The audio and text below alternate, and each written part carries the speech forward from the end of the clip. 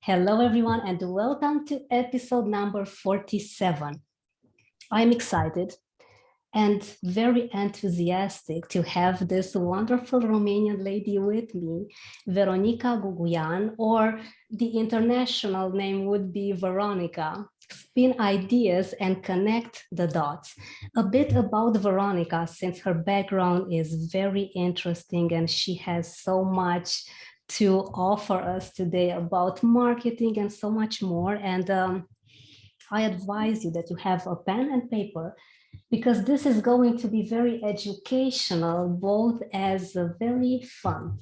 Veronica is a strategic marketer with over 17 years of experience that loves creating. Her superpower is connecting the dots. She created Spin Ideas, a strategic marketing agency to help startups, scale-ups, and SMEs to convert.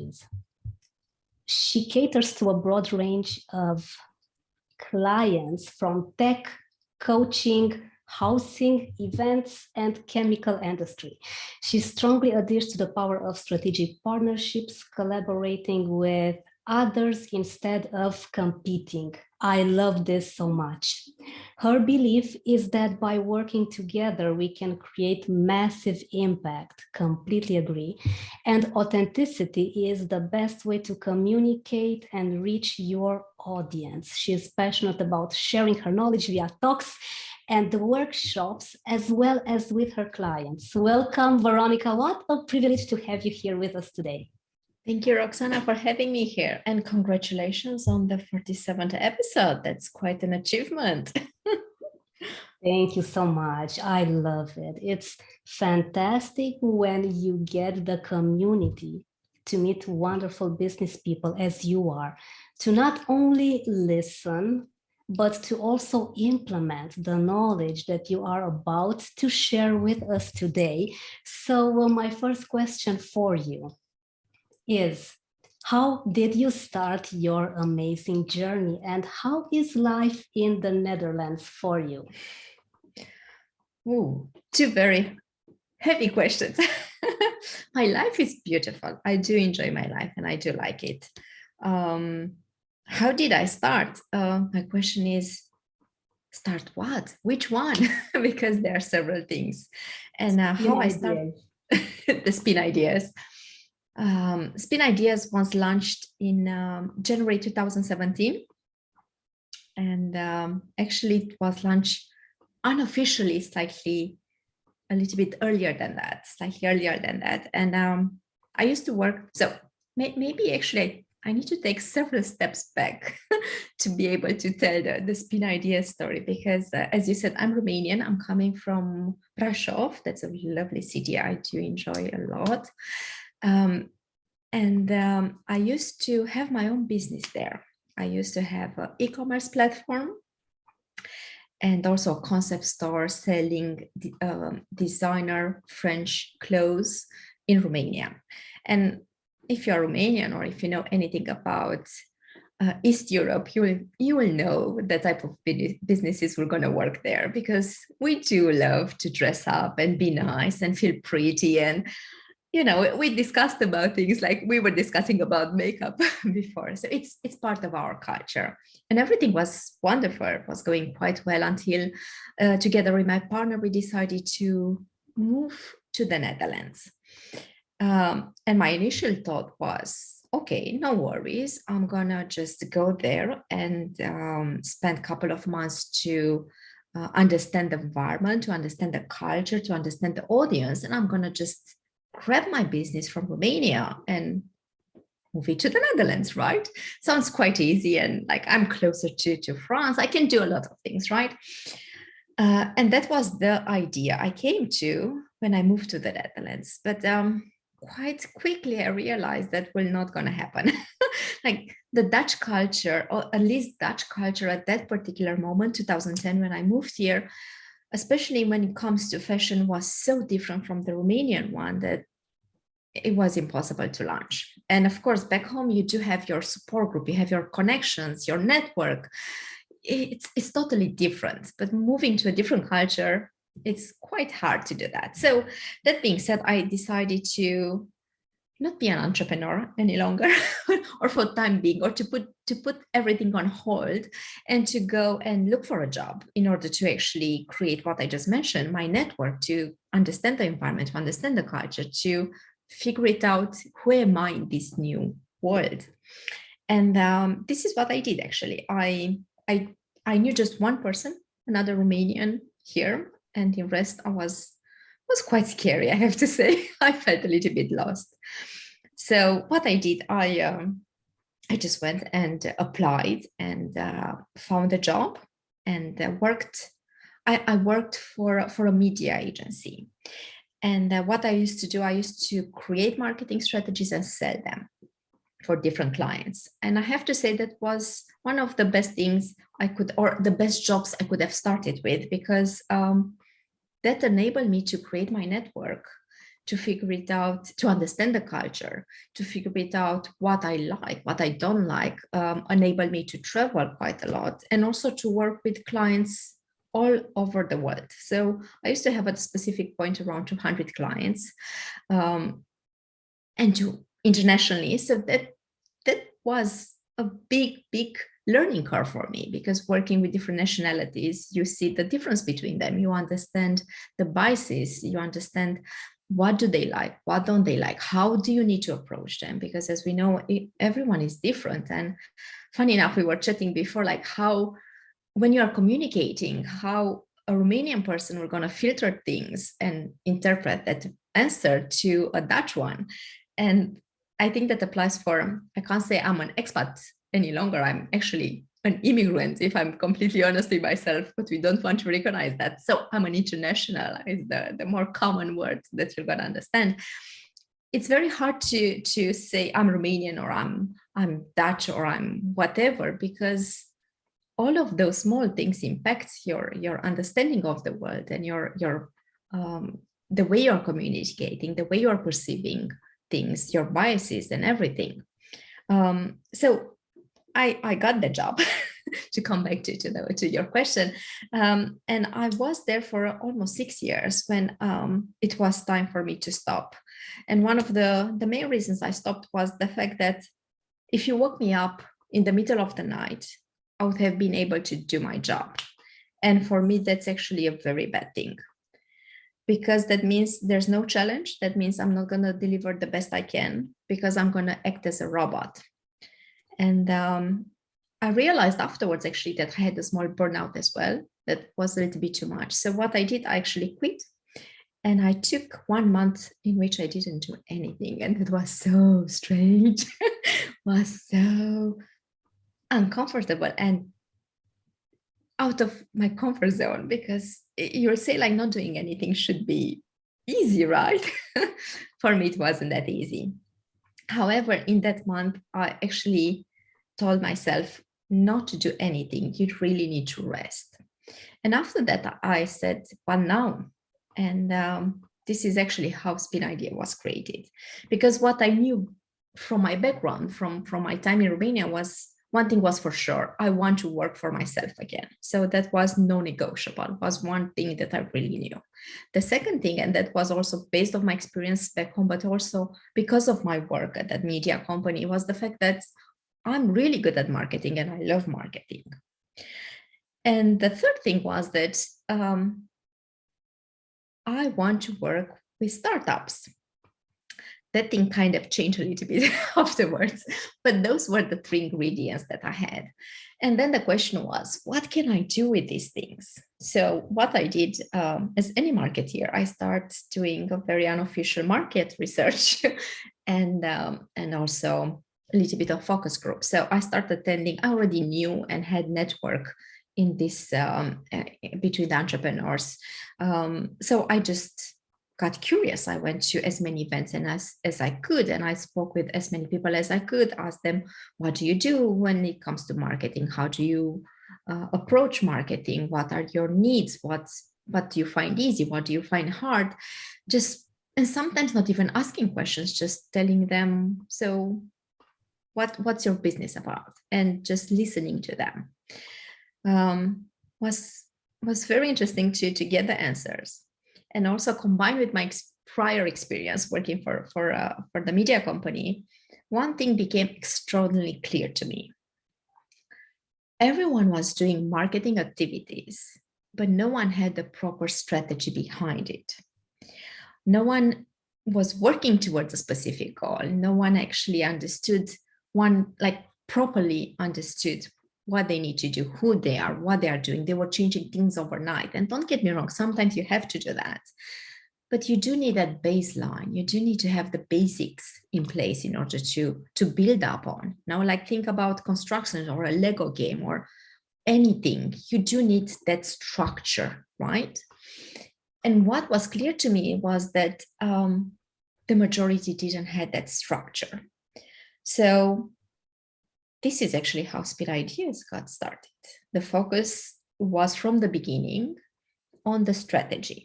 Is on the strategy. Of course, we launched in 2017, so that 5 years later, a lot of things changed. And I created my own methodology, the Speed methodology. I have a team now, so I'm not alone. We are more clear on what we want, but the core is the same, the strategy. And that's the long story of how Speed Idea was born. What a story. Thank you for telling us this amazing path. I know that it was not the easiest thing to move from Romania to a completely new culture. I also moved to Belgium. It was very hard for me. I lost so much weight. I was missing home. I was never gone for so long. And I wanted to ask you, before we're going into this marketing area that I know that you love so much, how did you deal with fear back then? Oh, that's a good question. You kind of powered through it. A friend of mine told me, and I strongly believe in that actually, if you're not afraid of something a little bit, not to be terrified. So there are several levels of fear here, let's just be clear. But if you're not fearing something, it doesn't really worth doing it. Because that means if you remember what I said, when you wake me up at 2 o'clock and I'm like a robot, I can do it instantly, it's the same thing. This fear, the little bit of fear, I do see it as stimulating, like will make me work harder to research, figure it out different solution, will put my mind in gear, if you want to say it like that, will make me be creative, will make me see different ways or different opportunities. And this is actually what I really love doing. Let's look at a situation, a project, event, whatever you want, and let's see, how can we find a different way of doing it? How can we provide a different perspective to this? And I see fear, there's again several levels, but you just need to say, okay, I acknowledge fear is here. What do I do with it? So you have two choices. You use it and you use it in your advantage, or you let it paralyze you. Love it. I love this. And you were faced with a situation that you could not really go back. You didn't want to go back. You didn't want to feel like you quit. You always can go back. You always have that choice. Do you want it or not? And for me, it was, no, I don't want to. So I already made a decision. So the option that stayed with me was, well, now, what do I do with this opportunity? And I have to say, I did saw it as an opportunity, because my grandma used to say, every single language, new language that you learn, it's a new life that you're gaining. And I never really understood it until I actually moved to the Netherlands. And basically you stop speaking in Romanian, you start speaking in English, or then you try Dutch. That's quite hard, especially if you live in Amsterdam, everyone speaks English. And I'm pretty sure Brussels was a similar situation for you as well. So what I learned actually by coming here and having to, first of all, you have to improve your language, because you say, oh, I know how to speak English. But when you actually start speaking it all day, you realize you don't have vocabulary for some basic things, or if you need to do repairs in the house, like I wasn't prepared for that, but you do learn slowly. but that also kind of you reinvent yourself because you meet new people and those people have an impact on you and you are learning new things. So automatically you are growing and changing. That's the only constant in life is change, right? So once that you do that, you basically have a different, you create a new persona, right? And I feel this is actually what happened to me. It wasn't something conscious or I wanted to do that. It just happened. And I'm pretty sure that happens to everyone. And it's not necessarily, even if you're moving to a different city, you become different because you don't have your support group there. You have new people, new situation, and you need to grow up or you need to adapt or you need to change in order to face that new situation. And actually not only face, I don't want to face a situation, I want to thrive in a situation. So that implies a different set of skills. I love it. Thank you for saying this. You want to thrive. You want your best life. You're not okay with just, okay, it'll be just fine. I'll just figure it out. No, I want the best solution. And this mentality, this has really helped you boost things up and take all the opportunities that came to you later on. I love this. This is a lot of ambition, but I think it's an ambition that you grew through the years. It's not something that we are born with. And I always tell our listeners to always work on attaining a certain skill because you're not necessarily born with it, unless it's Maybelline. Not even then. You just need to work on the things that you want. And I can see and feel how much you have invested in you. And it's interesting because you say ambition, and probably it is ambition as well, but I do see it more as a curiosity. So if you're curious, like, what will happen if I do that?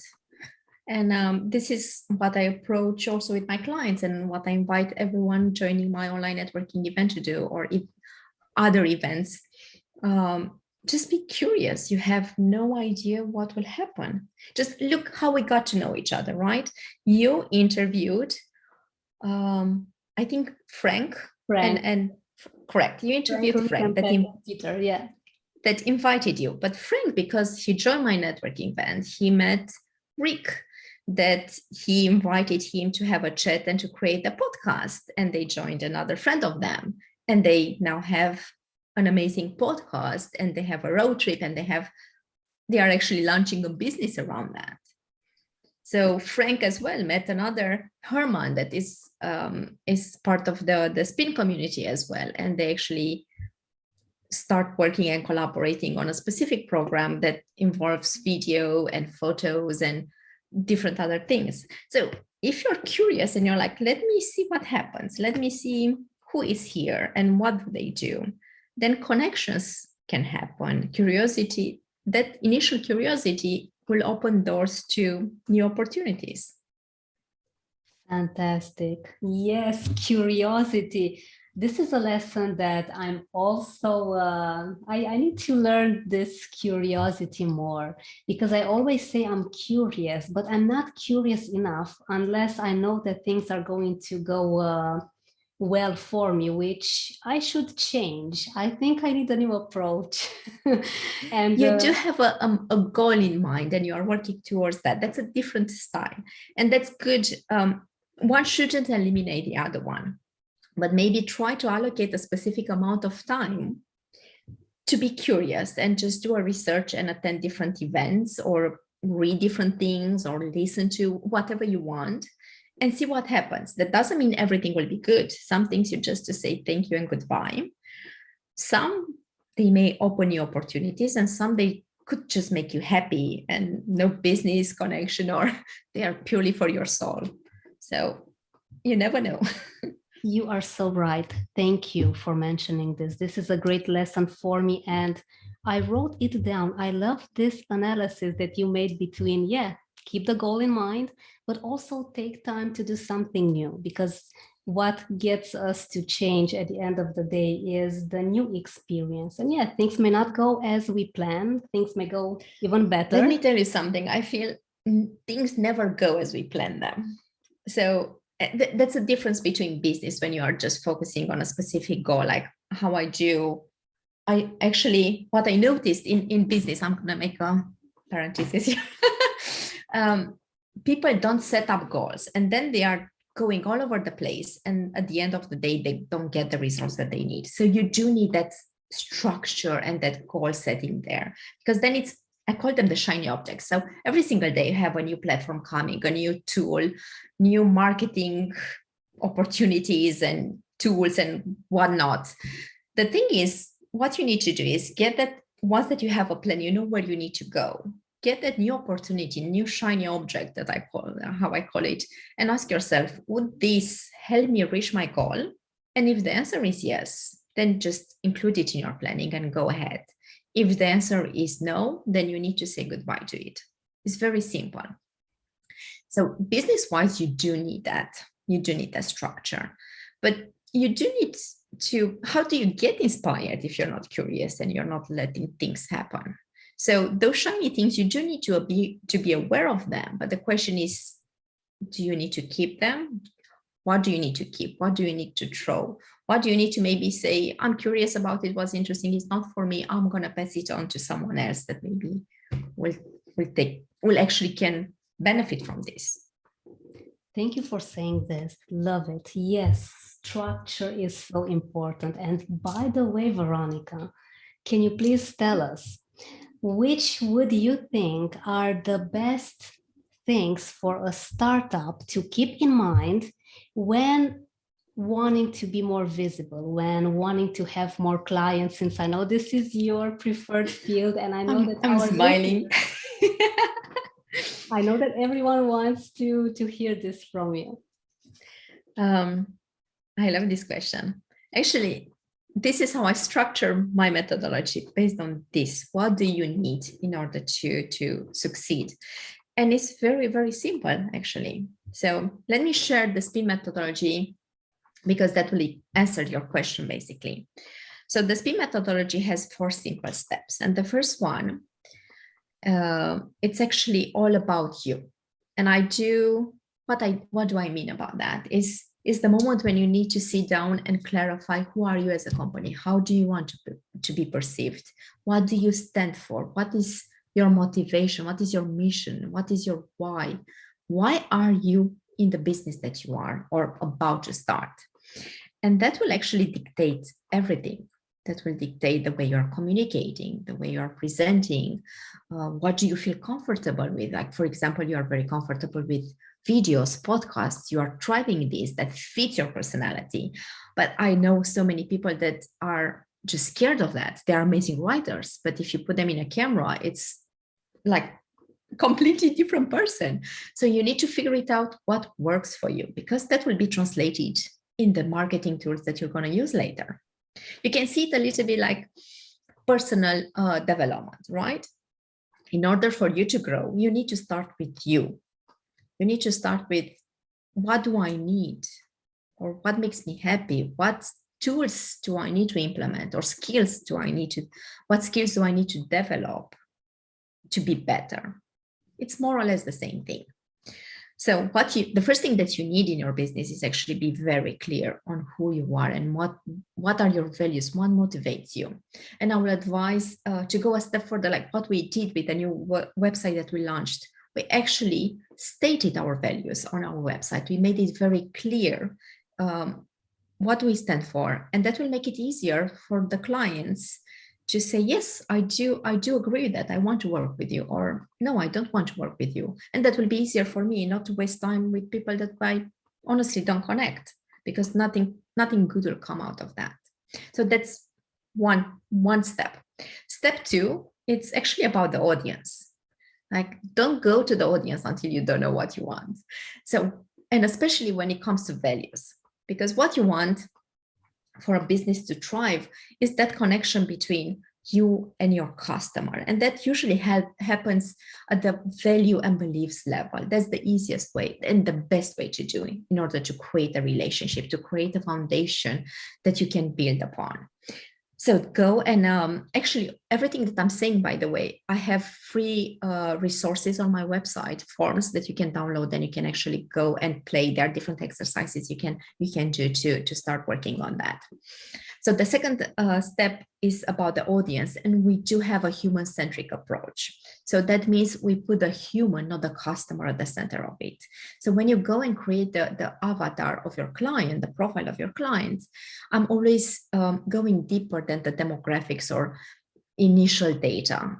What I invite all my clients to do is go and have a chat with them, understand what makes them happy, what are their passions, how do they spend their time, what motivates them, what makes them jump out of bed in the morning, and also what makes them stay under the blankets and say that fear that you mentioned, what makes them say no to you. And that will, by having all this information, will help you actually come up with a different approach. Just to make it concrete for you, because I understand could sound very ambiguous or like you can't really place it, right? But for example, I'm providing workshops for HEAL, an organization based in Den Haag, an incubator that works with startups in Africa. Startups that are focusing on social impact, legislation, and innovation. And one thing that we all actually know about Africa is that people are very religious there. So the church plays a very important role in their life. And that's very important and very particular, like Romanians. Even if the church could be important, no one is going to go to the church to make a decision, for example. Maybe more to the pub will be more accurate, but not there. However, that's a totally different culture and it's very specific to that. So instead of just going and putting money in Facebook ads, I advised them, and what they switched was to go and actually speak at the church or have the pastor promote them or have something there helping the community and promoting their business differently. And that already switches the conversation. So the moment you really understand your audience and who is influencing them, what's their support group, what makes them happy, what are their hobbies, and how do they spend the time, you can be very creative in the way you are targeting them. So that brings us to, that was the second step of the methodology, and also what you need to know in order to reach to be successful. The third one is a little bit different from everyone else. As probably will not be a surprise, but the third step in my methodology is to set up a goal. And why I want you to do that? Because if you don't know where you're going, how can you prepare for that trip? Just imagine if you're going on holidays and if you don't know where you go, how do you pack? Are you going to the seaside? Should you put your bathing suit? Or are you going to climb a mountain and you should have your gear, your harness and everything like warm sweater and things like that. So you need to know where you're going. And again, I have a form you can download and get. We do follow the SMART methodology. So you need to be specific. You need to know who's doing that.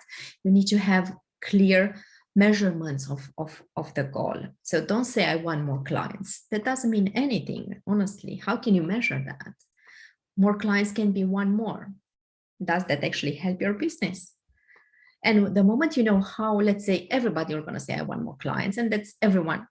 In order to have a good business, you do need more clients. So that means you want more clients and you need to put a number that is realistic. If you say I want 100 clients, but you're not able to serve more than one per month, you'll never be able to do that until the end of the year, right? And the opposite will going to happen in your business. So you need to be very clear who, and to do the reverse engineering. The moment you know how many you want and it's a realistic number, you will know what you need to put in place in order to achieve that. So let's say you want 10 more clients per month, for example, and you know in order to get one client, you need to have 10 discussions.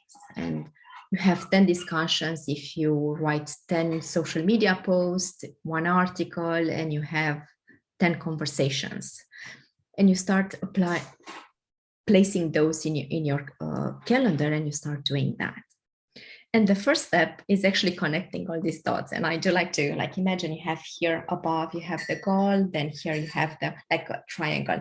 One, the upper corner, the upper one is the goals, and the base, you and your clients. And then you are just connecting the dots, because everyone has access to the same marketing tactics, right? You're not reinventing the wheel. It's a matter of picking the ones that are good for you, that you're feeling comfortable implementing and represent your company. And in the same time, they speak to your audience. Go and be present where your audience is. And then you start playing and you start implementing. And marketing is a marathon. So it's a long-term game. You're going to have sprints on the way, where sprints can be a conference, an event, or can be a paid campaign, for example. But you need that base that I was mentioning before. You do need that structure to be in place in order to build upon. Wow, this amazing masterclass on marketing that you are teaching us today. I love this. And this example of the African culture that is so into church and religious and very spiritual. This makes so much sense. And now my mind is also running in a different direction. This is fantastic. And would you say, Veronica, is there a difference between marketing and branding? What do you think? Branding is a part of the marketing. And depends what branding can be, also only the visuals, for example, of your brand, and how do you want to look visually. Marketing encompasses that and is much more. So, and when it comes to the marketing strategy, that actually has everything inside. I'm noticing when I'm speaking with people, they don't understand what marketing, digital marketing or marketing strategy is. For them, usually is social media. And again, social media is it is part of the marketing, but it's a small part. And usually the majority of the companies are using it as a distribution channel. And it's very dangerous. Actually, you should use it as a distribution channel, but not as your main platform, because you have no control over it. It's an external party that can anytime close you. How many cases I heard of, they closed my Facebook or Instagram accounts because of you didn't do anything, was purely an error, and you just fight with them to get it back. What do you do then when everything, your entire business is there? How do you get your clients? So you need to have control over it. You do need to have your own website, and you can have it. You don't need to spend a lot of money on that. So it's not about that. But you do need to have control over the resources that you have. And the audience, your clients, they shouldn't be on Facebook. They will be there following you, but you need to get them to your website or to your emailing list. Did that answer your question? I just realized I went to a different... I love this. I love this. And indeed, many of the people that I speak with as well think that social media is everything. These platforms are awesome, but they are not as safe as you also say. And having a website and having an email list is something that everyone should focus on. You know, I wish I had met you a few years ago. Where were you? Here. Oh my goodness. I appreciate this amazing knowledge so much. And I advise everyone, all of our listeners and everyone watching us, to get in touch with Veronica, set up a call with her and see how she can help you create the best structure and the best strategy in everything that you want to do with your business. And as you're a startup, I know that you are still working on things. You still want to figure out maybe which is the best niche. And Veronica, before we go today, I have this important question for you, because I see it everywhere. What's with the niching? Do we need to hyper niche? Do we need to super niche? What is your opinion on this? You do need to niche. It's good to niche because that will give you focus. Super niching, now I'm not really sure. You know, everyone tends to, again, I'm going to go to the shiny object, wants to do things shinier. You could super niche as well if it makes sense for your business, but do niche. And the funny thing about niching is actually that once that you are very clear on a specific profile, or by the way, every company has more client profiles that they are targeting. It's not only one. I'm also working with 3 profiles in process of launching actually the 4th one. So don't say, oh, I just need to fit everyone in one box, because that will not going to happen. And probably you have 2 or 3, and that's fine. It's okay. Don't stress about that. So when you think about niching, think about those main actors, those main profiles that you are creating. And those should be the people and the businesses or the target audience you're focusing on. And by doing that, actually, you're going to see more things are going to come to you. And more things, like, for example, we are focusing on strategy, and this is what we are promoting, educating, writing, preaching everywhere, right? This is what makes me happy, and this is something that I believe and work towards. But that doesn't mean I'm not offering more services, because once that you create a strategy, and that became very organic in my company, once that we created the strategy, people said, but now I need more help. And then we developed a service where we are actually helping them implement, either taking over and actually doing it for them, or advising them. And new things come up because we niched, and then we discover what they want. And we are able to serve them and to provide something that they actually need and ask for, instead of just imagining and doing different things that honestly you have no idea what if they need it or not. And also it's about the competition. If you just want to compete or to look at a different company and copy, you don't have the same beliefs, you don't have the same people, you don't have the same company basically, and the same way of thinking. We are all unique because of our experiences and how we think, right? So you can't replicate that. It doesn't make sense. See what you want to achieve, what you're good at, start with that, and more things are gonna come afterwards. Wow. You mentioned some fantastic things here. Now I'm going to revisit some of my own things, because this is just very clear explaining of what we need to focus on in order to be more out there. And would you say that the first step for a startup would be to focus on their values, to be super clear on who are they really? Yes. Start with that, and that will also tell you who you want to work with. And the hardest thing actually is to work with a client that doesn't make you happy, actually makes you miserable.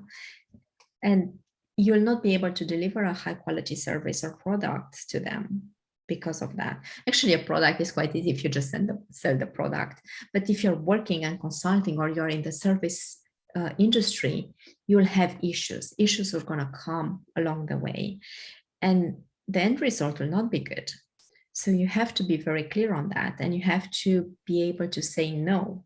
And that was one of the hardest things I had to do.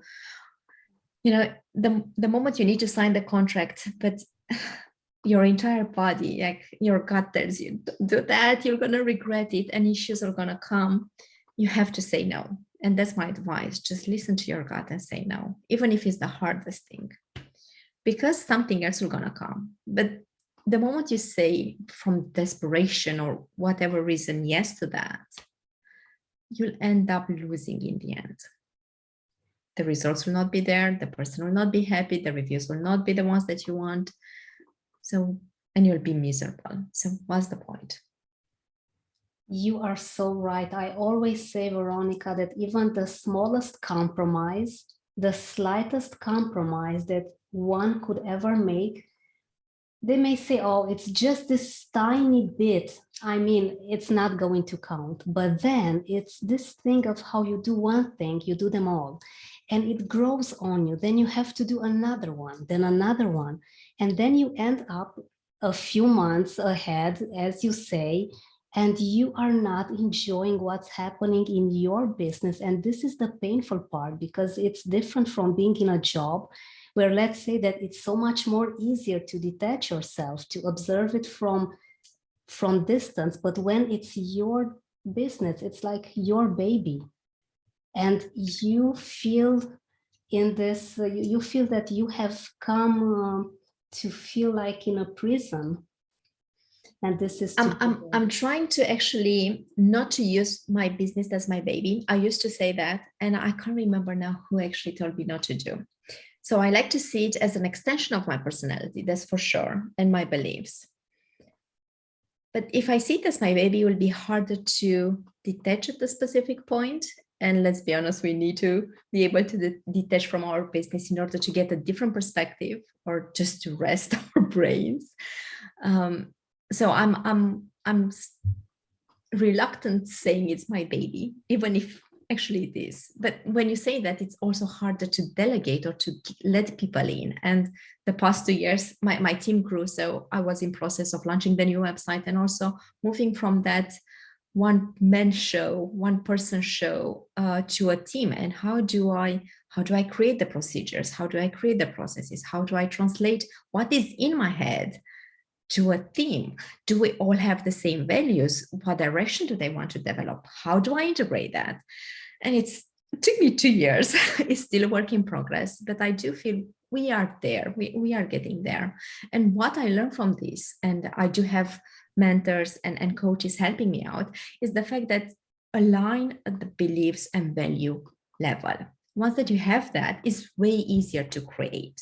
And you have something in common, and have something to work towards and to go back to. I am very grateful that you said this, because now I see exactly what you mean. And I have heard this before. Don't compare your business with anything else, because then it's very difficult to let it go. Thank you for saying this. And as you said at the beginning, you had a hard time taking that 1 month off, right? Yes, I did. Now I realize that it's hard for me, Veronica, to take off more than a day. Even that day, I kind of want to check an email. I kind of want to do something.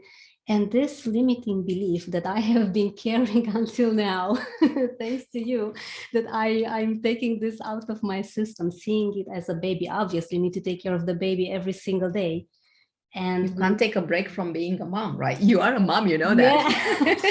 Yeah, exactly. And I think it's so important to build a lifestyle at the end of the day, not a business, and have a healthy relationship with your business. And I want to tell everyone that I loved our conversation before we actually started the podcast, when you said that you have your boundaries, you're not working after 5 p.m., which is amazing. And I love that. You know who you are, you want a business, but you also want a lifestyle. I actually see entrepreneurship as a lifestyle. So just to clarify for everyone, I don't work after 5 for a couple of hours, but I will pick up my laptops afterwards around 8 if I have to. So because otherwise you can't really finish the entire work.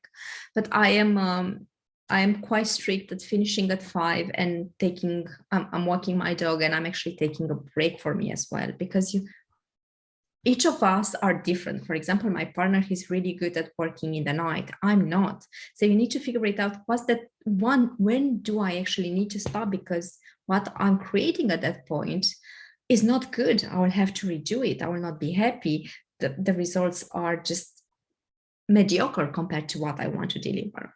So as I'm pretty sure you know this better than me, each body is different, and each of us, we have different peaks when we are good during the day. I like to call myself, actually, I'm always making fun of this, I'm a day person. So I can't say I'm necessarily a morning or an evening or a night owl or things like that. But I do need the sun. I do need this to be specific hours to be productive. So what I learned, those breaks when I feel now it's not good, I used to do exactly like you, like power through them. I need to do it. I'm going to go ahead and do it. Honestly, you end up redoing everything. So it will cost you more in the end. So how about I'm stopping and having 1 hour break or even 2 hours break, and let go of the guilt, because that was the hardest part. I felt guilty. Just say, no, I'm not going to feel guilty about that. And then you're going to actually work 3 hours in the evening and produce what you need to produce. So sometimes like stop and watch Netflix or whatever works for you. Each one is different. Go for a walk in the forest, and you'll see the results are way better. But I struggled a lot with that, with letting go of. I felt guilty. I actually felt guilty not taking a break or not working towards my business, and you're not even working in your business. It doesn't make sense. It makes so much sense. And I love hearing you talk about this because there's such a subtle difference between running your business and then having your business run you. And I'm also Yes. in this part of my life where I'm combining motherhood with business. And it's pretty challenging most of the time. 2 different jobs. Yes, at the same time. And I mostly Exactly. work on the US time zone, slowly going back to the European one, since I see that my baby girl now sleeps better during the night, so I can rest as well. But I do have to admit that it is an ongoing process, and we do test and have trials and make sure to be both productive and be there for her. And at the end of the day, I'm choosing her over anything else, because as much as I love content creating and I love talking to people and promoting all of these amazing aspects of business, having her be happy and fulfilled, it's very important for me. And as you say, we need to be true to our values. We need to know who we are. And a few days ago, after I did some intense coaching, I realized that the order needs to be this one: me, my needs, what makes me happy, being relaxed, being healthy, being well fed, because otherwise I can't take care of my daughter. Exactly. And then it's my daughter, and then it's business. And for 2 years, Veronica, I've struggled with, oh my goodness, I need to take care of myself, but what about my baby? But then I soon realized that if I don't take proper care of myself, Isabel will not, exactly, she will not be properly taken care of. But that's also a culture, the society and the culture tells you like, you don't matter. And that's particularly in Romania, actually. Here in the Netherlands is different, but the focus is not on the mother from the moment you are pregnant, is on the child. Instead of here, the focus is on the mother, because if the mother is good, the kid will be good as well. And it makes perfect sense, but it's a cultural thing. Yes, it makes all the sense. That you can't have it any other way around. Thank you for saying this. And I think it's mainly here in the eastern side of Europe, where people think that everything needs to be let aside for the babies. And I just want to tell you and everyone a funny story. When I was a child, and maybe I think that you can relate to this. When my parents would have something very good or something more rare to eat, they would say, I'm keeping it for the baby, for my girl. I'm not going to even taste it. And they would feel guilty, Veronica, even for thinking about tasting that delicious meal, which is not okay. It is a cultural thing. And actually, if you think, everyone could have a taste and be happy and enjoy it as a family and make it something of an experience, instead of, no, the kids, let's be honest, the kid will also feel bad. And also, what values do you pass on to the kid? That somebody needs to sacrifice something. Why? When everyone can actually share that. You are so right. And even now, I need to be very careful with what I tell my parents, because if they feel that I put the focus on me and not on my baby girl, God forbid, I could even put this in plan, because I had such an interesting conversation with my dad telling me, okay, how are you going to travel without your baby girl? Because I went to the US a few months ago. Obviously, I couldn't take her with me. And they were They did not believe that I would be leaving until my dad took me to the airport, because in their world, how they were brought up, they would never think that they would do anything without the child, without putting the child first, which is not healthy. No, but it's also a matter of educating and just sharing with them and accepting, like, I accept your point of view, but this is my point of view and this is what I'm going to do. Exactly. It's hard. It's easier for me saying that because I do live in a different culture. And I do recognize, speaking with my mom or going home and looking around, I do recognize it. And it is the culture. However, that being said, looking at my sister and younger generations, I do feel things are changing and new ways of doing things are implemented.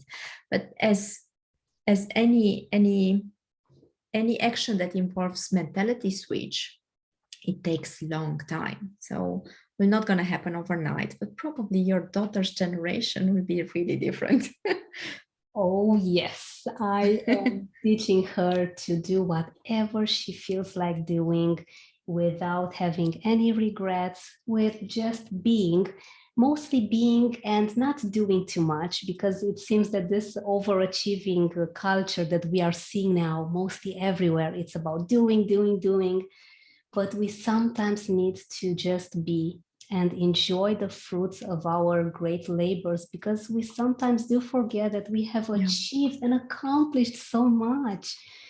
And it's so easy to forget that. What I do, all my team meetings, we start with sharing what are we celebrating, and that makes you stop. And sometimes, even if you had the shittiest week, and let's be honest, we all have that, it will make you think, and new things come up, and we realize how many things we take for granted and we are not celebrating them or not enjoying them. exactly. So we do create the space for that.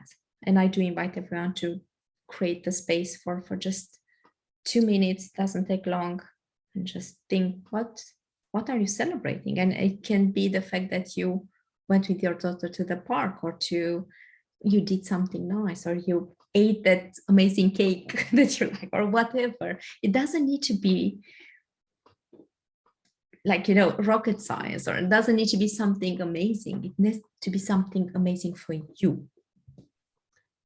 Wow, I love this. This has been revelatory in many ways. And Veronica, can you please tell us before we go, how can people get in touch with you? How can they know more about Spin Ideas? How do you help them exactly so that they have this summary at the end of our amazing talk? Oh, let's see. Too many questions. How to answer? The easiest, just go to spinideas.nl, and then you're going to have everything. You have the chance to book a virtual coffee with me. You see everything that we do. You see our articles, access to the free resources, access to the online networking with the spin events that we organize every month. Everything, actually. And again, my email address is my name, Veronica with a C, at spinideas.nl. Just reach out to me or on LinkedIn, and let's get to know each other. Fantastic. Thank you so much for being with us, Veronica. Thank you for sharing your wisdom on business and marketing and life at the end of the day, because I love how healthy your relationship with your life, with your lifestyle is. And I have Thank you for having me here. It's my pleasure. And I have to say that your resources on the website are fantastic. I have downloaded them all, and I'm very grateful to be in touch with your amazing work.